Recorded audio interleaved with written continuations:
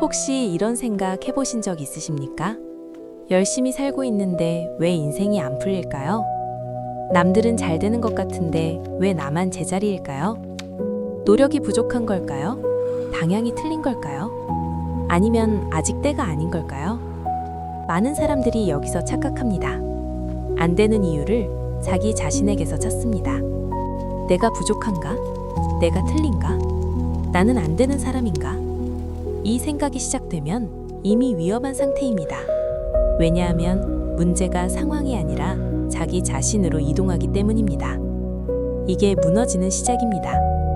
상황이 안 풀리는 건 버틸 수 있습니다. 하지만 내가 안 되는 사람이라고 느끼는 순간 그때부터 무너지기 시작합니다. 그래서 인생이 안 풀리는 것보다 더 위험한 건 스스로를 의심하는 순간입니다. 이 순간이 오면 사람은 결정을 바꿉니다. 지금까지 해온 것을 부정하고 방향을 바꾸고 다른 길을 선택합니다. 아직 끝나지도 않았는데 끝났다고 판단합니다. 아직 시작도 안 했는데 실패했다고 결론을 냅니다. 이게 인생이 무너지는 방식입니다. 그런데 여기서 반드시 해야 할 질문이 있습니다. 정말 내가 부족해서일까요? 정말 내가 틀려서일까요? 정말 내가 못해서일까요? 아니면 아직 때가 아닌 걸까요? 이 질문 하나가 인생을 바꿉니다. 오늘 말씀입니다. 전도서 3장 1절입니다. 범사에 기한이 있고 천하 만사가 다 때가 있나니. 이 말씀은 단순한 위로가 아닙니다. 인생의 구조를 설명하는 말씀입니다. 이 말씀을 기록한 사람은 솔로몬입니다. 성경에서 가장 지혜로운 왕입니다. 그는 모든 것을 다 가져본 사람입니다. 돈도 있었습니다. 권력도 있었습니다. 지혜도 있었습니다. 성공도 있었습니다. 우리가 원하는 것 거의 다 가진 사람이었습니다. 그런데 그가 마지막에 남긴 말은 이것입니다. 헛되고 헛되며 헛되고 헛되니 모든 것이 헛되도다. 왜 이런 말을 했을까요? 다 가졌는데 왜 허무했을까요? 그 이유는 이것입니다. 인생은 내가 원하는 타이밍대로 움직이지 않기 때문입니다. 그래서 그는 이 말을 남깁니다. 범사에 기한이 있고 천하 만사가 다 때가 있나니.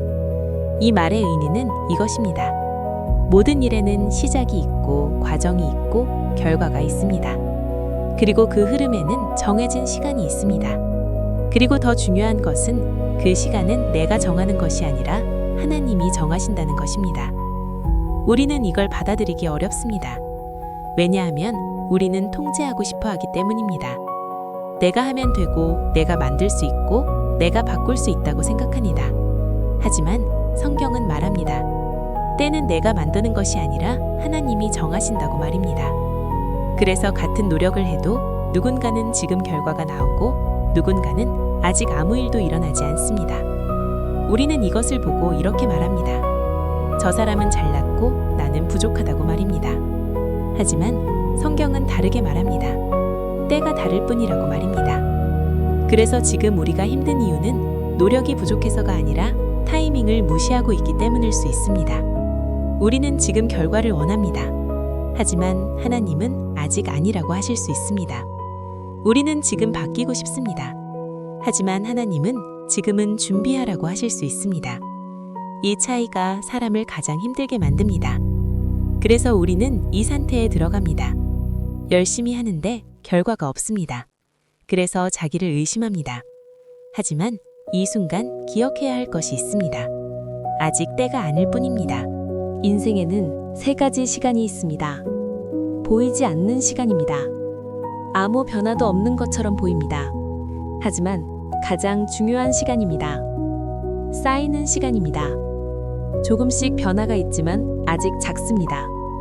이 시기에 사람들이 가장 많이 포기합니다. 터지는 시간입니다.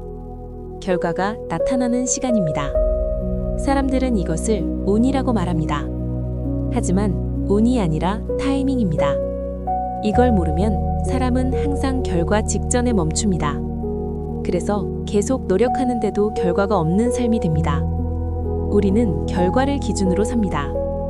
그래서 결과가 없으면 불안하고 늦으면 조급하고 보이지 않으면 흔들립니다.